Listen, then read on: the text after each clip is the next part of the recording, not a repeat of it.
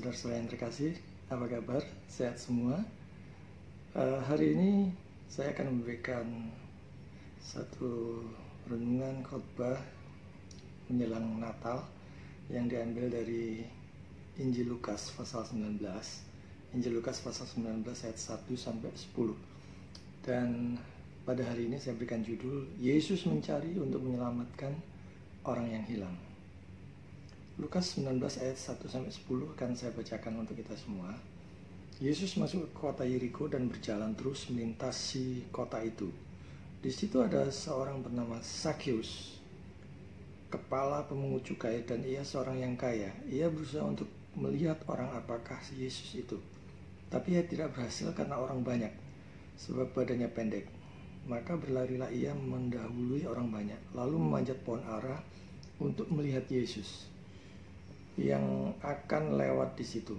Ketika Yesus sampai di tempat itu, ia melihat ke atas dan berkata, "Zakheus, segeralah turun, sebab hari ini aku harus menumpang di rumahmu." Lalu Zakheus segera turun dan menerima Yesus dengan sukacita. Tapi semua orang yang melihat itu bersungut-sungut, katanya, "Ia menumpang di rumah orang berdosa."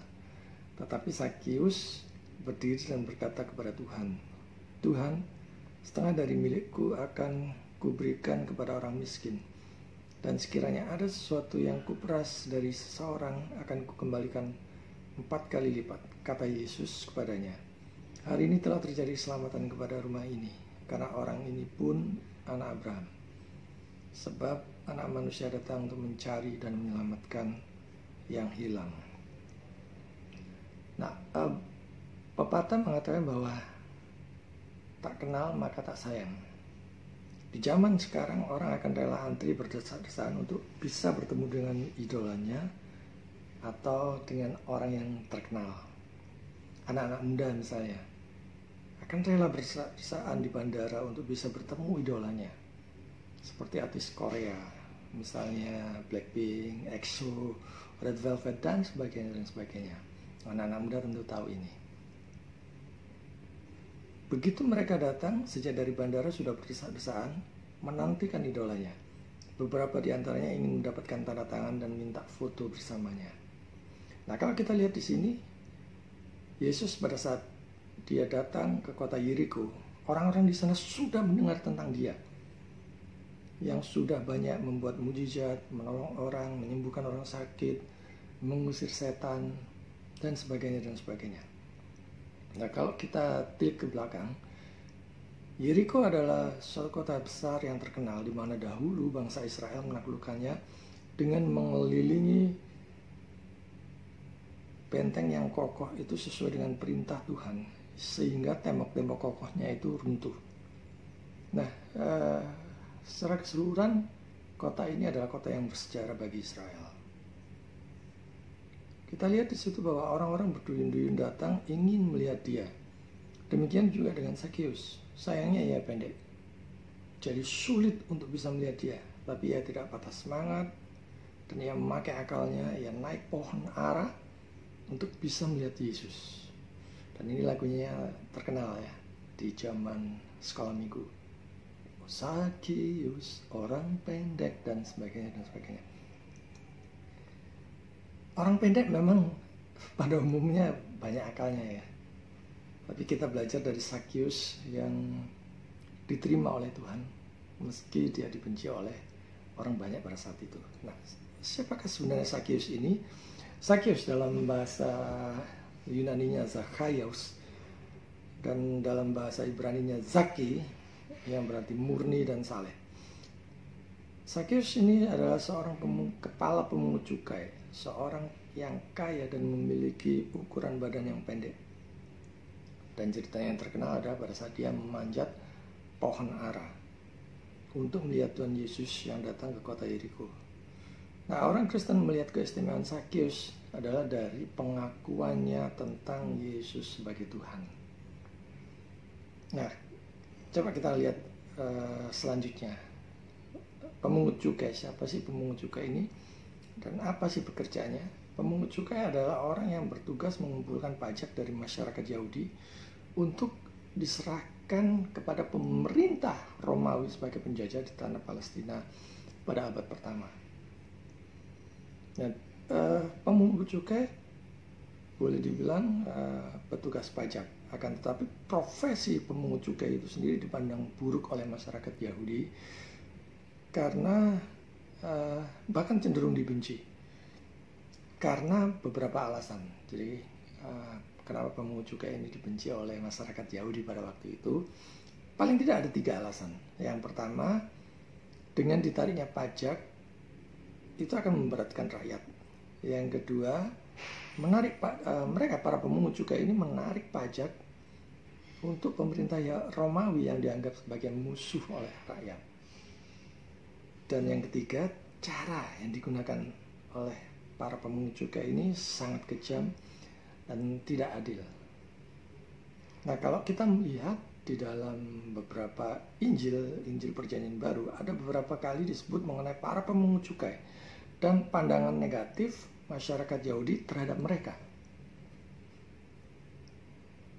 Ada kisah tentang pemanggilan Lewi pemungut cukai oleh Yesus untuk menjadi muridnya di dalam Markus 2:13-17. Ada kisah pertemuan Yesus dengan Sakius si pemungut cukai yang kita bahas saat ini di dalam Lukas 19 ayat 1-10, dan perumpamaan tentang orang-orang Farisi dan pemungut cukai di dalam Lukas 18 ayat 9-14. Nah, pemungut cukai dibenci oleh sesama orang Yahudi yang melihat mereka sebagai seorang yang pengkhianat yang bekerja untuk bangsa penjajah yaitu Romawi. Nah, pada zaman Sakius, kota Yeriko menjadi pusat produksi dan ekspor untuk balsam Mekah, atau bahasa Inggrisnya balsam of Mecca atau balm of Gilead. Sehingga kedudukan Sakius sebagai kepala pemungut cukai di kota itu sangat penting dan menghasilkan kekayaan yang luar biasa besar. Tadi kita baca bahwa dia dalam pertobatannya dia akan mengganti 4 kali lipat kalau ada yang dirugikannya. Dan kita bisa bayangkan itu, kalau dia benar-benar melakukannya, dia pasti jatuh miskin. Ya, pertobatan memang demikian, saudara. Pertobatan terkadang di dalam pandangan banyak orang menjadi seolah radikal. Tapi kalau itu muncul dari dalam hati, dari luapan dalam hati, pekerjaan Roh Kudus, maka semuanya itu akan diarahkan untuk segala hormat dan kemuliaan Tuhan. Yang pertama bisa kita pelajari dari perikop ini adalah bahwa orang-orang yang dibenci oleh orang banyak juga dikasihi oleh Tuhan. Manusia cenderung menghakimi orang-orang yang berdosa, tetapi Tuhan Yesus mengasihi orang berdosa. Itu sudah jelas dan sudah terbukti dengan karya penebusannya di kayu salib. Nah, ini adalah juga teguran kepada orang-orang Farisi, para imam serta para pengikut mereka yang membatasi atau menghalangi orang-orang untuk datang kepada Juru Selamat dengan berbagai macam aturan yang melebihi apa yang sebenarnya yang Tuhan tentukan. Nah, ini berbahaya kalau seorang rohaniawan membuat suatu aturan-aturan yang melebihi dari apa yang sudah Tuhan tentukan. Para pemungut cukai dan ada lagi banyak umat manusia atau orang-orang berdosa yang membutuhkan kabar bahagia ini, bahwa Yesus datang untuk orang berdosa. Demi domba pengembara, orang-orang berdosa yang malang yang membutuhkan keselamatan inilah Yesus meninggalkan rumahnya yang megah dan damai, dari sorga turun ke dunia mencari mereka yang terhilang. Kita lihat di sini bahwa Yesus menerima orang berdosa. Siapa yang tidak senang kalau ada orang penting datang mengundang kita untuk datang ke rumah kita? Kalau itu presiden, bayangkan kalau itu hanya presiden, ya, sudah sangat luar biasa sambutannya, sudah begitu mewah dan megah sambutannya. Bayangkan kalau yang datang melawat itu adalah Tuhan sendiri. Yesus karena begitu besar kasihnya datang kepada orang berdosa seperti saya dan saudara-saudara sekalian. Datang bukan hanya sekedar melawat, tetapi juga menebus dosa-dosa kita. Tuhan bukan memanggil orang-orang yang benar, tetapi memanggil orang-orang yang berdosa. Saya berikan ilustrasi seperti ini. Katakan kalau saudara sakit parah sekali, saudara sungguh-sungguh memerlukan seorang dokter supaya saudara bisa sembuh dan bisa beraktivitas. Kalau saudara merasa sebagai orang yang berdosa, orang yang rusak, orang yang dulunya bejat, Yesus datang untuk saudara. Kalau orang sakit, itu butuh dokter supaya dia bisa sehat, bisa beraktivitas. Maka orang berdosa butuh juru selamat. Dan kalau dia sudah diberi anugerahkan iman di dalam Yesus Kristus, dia selamat karena iman. Dan karena dia sudah selamat, maka dia bisa hidup memuliakan Tuhan. Jadi di sini seolah-olah Yesus berkata kepada orang-orang Farisi dan ahli-ahli Taurat pada saat itu, seolah-olah dia berkata, engkau tahu hai para imam dan orang-orang Farisi, engkau tidak menginginkan aku. Engkau pikir engkau sudah selamat. Tapi orang-orang yang hina, yang dihina, mereka ingin dan mereka menyambut aku seperti Zakius ini. Sesuai pertanyaannya, apakah kita juga seperti demikian? Kita merasa kita sudah selamat, tapi sebenarnya belum selamat seperti yang Tuhan Yesus katakan. Nah, Zakius si pemungut cukai ini adalah sama dengan pemungut cukai di dalam Lukas 18 ayat 10-12 yang di bait suci dia memukul dadanya yang berkata, Tuhan, kasihanilah aku, orang berdosa ini. Nah, pertanyaannya, apakah kita sadar sebagai orang yang berdosa? Apakah kita sungguh-sungguh sadar sebagai orang yang sungguh-sungguh butuh juru selamat? Ini adalah pertanyaan penting saudara untuk kita renungkan. Kalau saudara tahu ada sesuatu yang berharga, ada sesuatu yang bernilai, saudara tidak akan tinggal diam. Saudara akan lari mendapatkannya, mendahului orang lain. Nah, hari ini saya menawarkan kepada saudara beserta seluruh keluarga. Saya ingin menawarkan satu pribadi yang luar biasa. Pribadi yang bernilai kekekalan, pribadi yang memberi jaminan keselamatan saudara dan seisi rumah. Bahwa Allah sendiri datang ke dunia untuk menebus semua dosa-dosa orang percaya.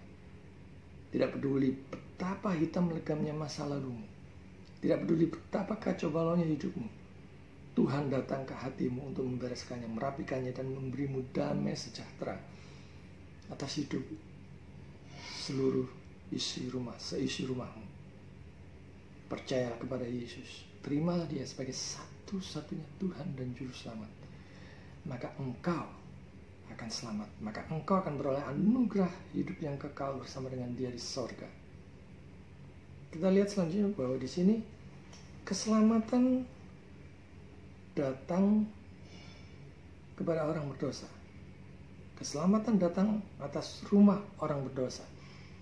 Dan Yesus memang mampir melawat, menginap di tempat Zakius yang oleh pandang orang sebagai orang yang berdosa, yang begitu dibenci. Nah, hari ini keselamatan datang ke rumah ini. Kristus memberikan kesaksian kepada Zakius untuk menyatakan bahwa profesinya bukan munafik. Dia sudah bertobat. Karena pertobatan itu adalah janji yang tidak diragukan dari adopsi ilahi. Dari situ dengan adil ia menyimpulkan bahwa rumah ini, rumah Zakius adalah pemilik keselamatan.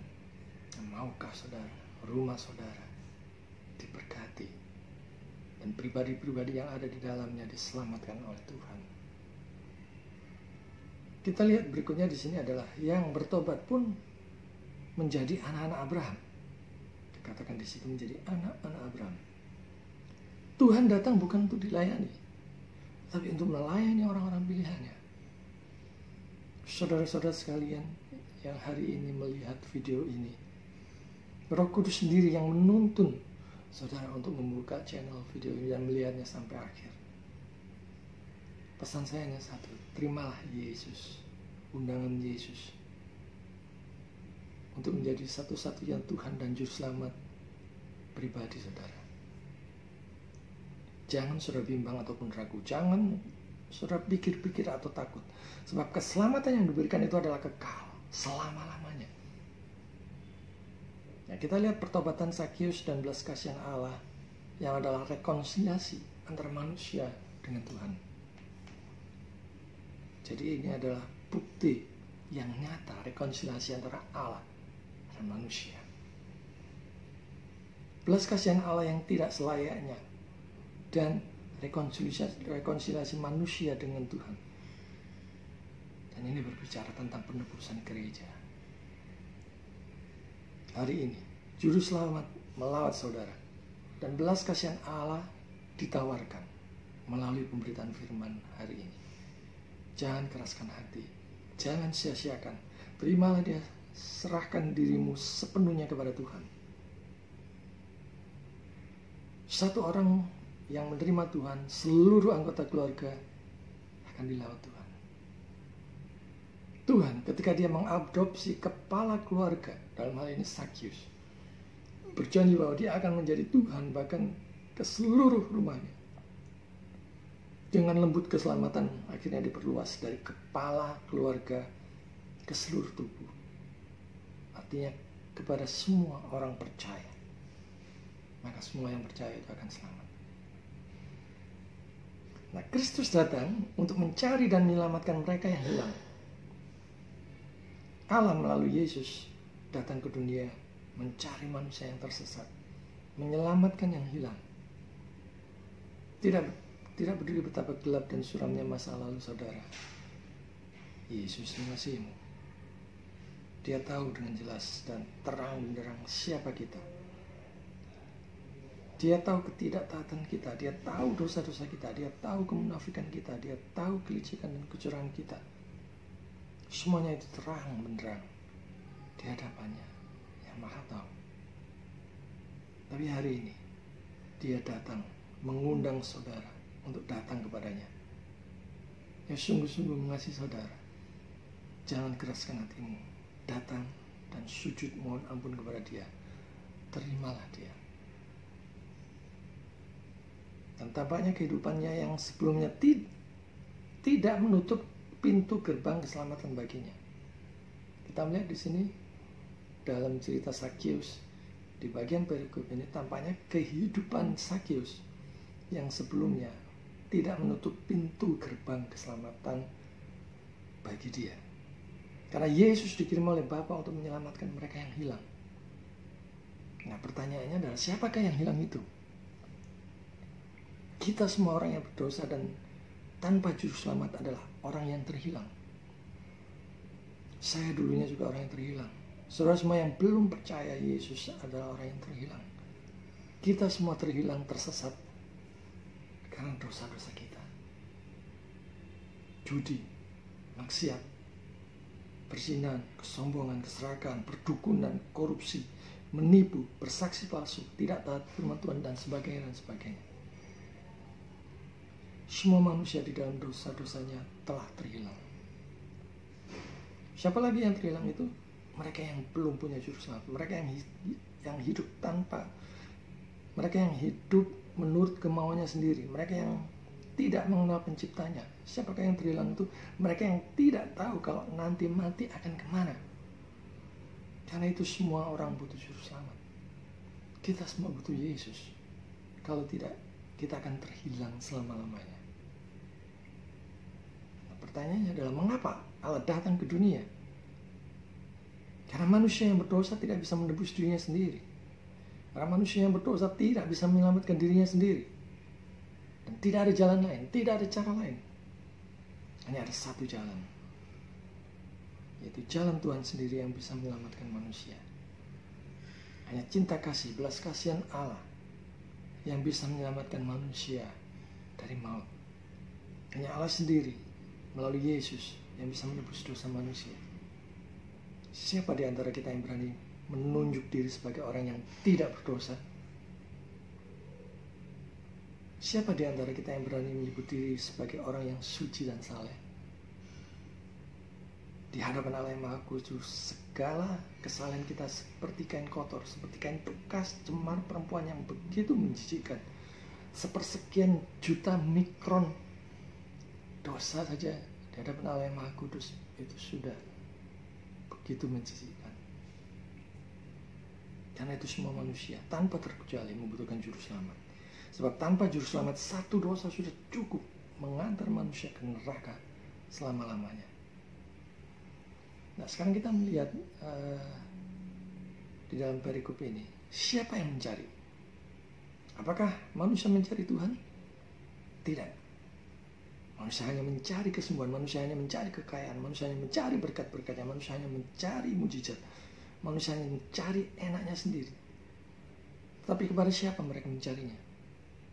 Kalau bukan kepada penciptanya yang memberikan anugerah, semuanya itu akan sia-sia.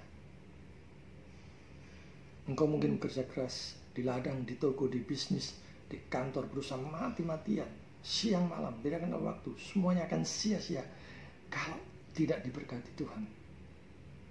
Semuanya akan sia-sia kalau hanya saudara menghabiskannya untuk kepuasan diri saudara sendiri. Manusia cenderung mencari uang saja, bukan? Manusia cenderung memikirkan kerja saja, bukan? Dipikirannya hanya bisnis saja, bukan? Semuanya itu memang penting, semuanya itu benar. Tapi semua itu nilainya hanya sementara. Tapi ada yang bernilai lebih dari semua itu.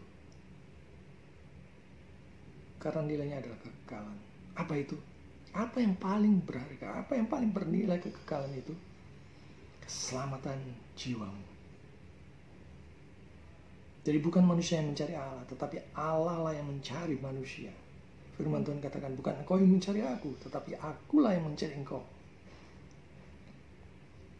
Bukan engkau yang mengasihi aku, tapi akulah yang mengasihi terlebih dahulu mengasihimu. Tuhan itu aktif. Dialah yang terlebih dahulu mencari manusia yang berdosa, mencari orang yang hilang. Dan setelah itu menaruh benih kasihnya kepada saudara untuk memberitakan cinta kasih Tuhan kepada orang lain yang terhilang juga. Jika saudara mendapatkan kasih yang terbesar, maka kasih itu akan mendorong saudara untuk berbuat kasih kepada sesama, supaya dia juga bisa melakukan hal yang sama. Tidak ada yang mencari Tuhan. Semua manusia berdosa. Semua manusia sudah dirusak oleh dosa. Maka jika Roh Kudus tidak melahirbarukan, engkau tidak akan pernah mencari Tuhan. Dan kalau Yesus datang untuk pemungut cukai yang dibenci dan dimusuhi orang banyak ini, hari ini Yesus juga datang untuk saudara. Terimalah dia sekarang juga. Hari ini Roh Kudus melawat di tempat saudara, di kota saudara, di provinsi saudara, di negara di mana saudara berada pada saat ini. Roh Kudus datang melalui firman Tuhan yang kita pelajari hari ini, menawarkan satu-satunya jalan keselamatan hanya melalui iman percaya kepada Yesus sebagai satu-satunya Tuhan dan Juru Selamat. Tidak ada jalan lain, tidak ada cara lain. Cukup percaya, maka engkau akan selamat.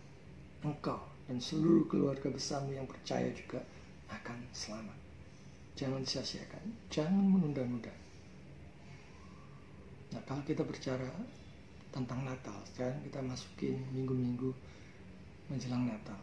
Mengapa Natal itu begitu penting? Seperti yang Tuhan Yesus sendiri katakan dalam Lukas 19 ayat 10 bahwa Anak Manusia datang untuk mencari dan menyelamatkan yang hilang. Memanggil orang-orang berdosa supaya bertobat dan beroleh anugerah keselamatan, supaya mereka beroleh hidup yang kekal. Natal yang penting bukan pestanya, bukan makanannya, bukan pernak-perniknya, tetapi yang terpenting adalah keselamatan jiwamu. Apakah saudara sudah diselamatkan? Bayangkan, kita percaya kepada Yesus, kita beroleh keselamatan. Bayangkan, selama-lamanya bersama dengan Yesus di surga, di mana tidak ada lagi air mata, tidak ada lagi penderitaan, tidak ada lagi perselisihan, tidak ada lagi penganiayaan. Berapa lama lagi saudara hidup di dunia ini? 10 tahun? 15 tahun lagi? 25 tahun lagi? Mungkin kita bisa hidup sampai 45 tahun, 50 tahun, 60 tahun, 70 tahun, 80 tahun. Ya mungkin kalau 80 tahun sudah sakit-sakitannya. Makin lama makin menderita. Kalau saudara yang mungkin aktif pelayanan, ya umur 70-80 tahun sudah mungkin sudah tidak kuat lagi untuk berkhotbah atau pelayanan penginjilan keliling. Kemana jiwa saudara akan pergi jika Tuhan memanggilmu hari ini? Sudahkah saudara mempunyai juru selamat? Percayalah kepada Yesus sebagai satu-satunya Tuhan dan juru selamat pribadi saudara sekarang juga, maka engkau akan selamat. Tanpa juru selamat satu dosa, sekali lagi sudah cukup mengantar saudara ke neraka selama-lamanya. Tanpa juru selamat engkau harus menanggung sendiri seluruh dosa-dosamu dari lahir sampai mati. Tapi jika saudara percaya Yesus, semua dosa-dosamu ditebus. Dosa-dosa yang dulu, dosa-dosa yang akan datang, semuanya ditebusnya, termasuk dosa-dosa yang sekarang. Makanya jangan menunda. Percayalah kepada Yesus sebagai Tuhan dan Selamat pribadi, dan terimalah anugerah hidup kekal sekarang juga. Nah, setelah hidup di dalam Kristus, engkau bukan lagi hidup untuk diri sendiri. Engkau akan dipimpin Roh Kudus sehingga hidup berkenan bagi Tuhan. Yesus menjadi Tuhan, engkau miliknya seutuhnya. Dia akan melindungi rumahmu, dia akan memberkati seisi rumahmu, dia akan menjaga keluarga besarmu. Tidak akan ada lagi kuasa kegelapan yang akan mengganggumu, yang akan mencelakaimu, karena engkau akan dilindungi, sebab engkau adalah miliknya seutuhnya. Yesus Tuhan dan Selamat datang untuk mencari dan menyelamatkan yang hilang. Maukah saudara ikut Dia? Tuhan memberkati.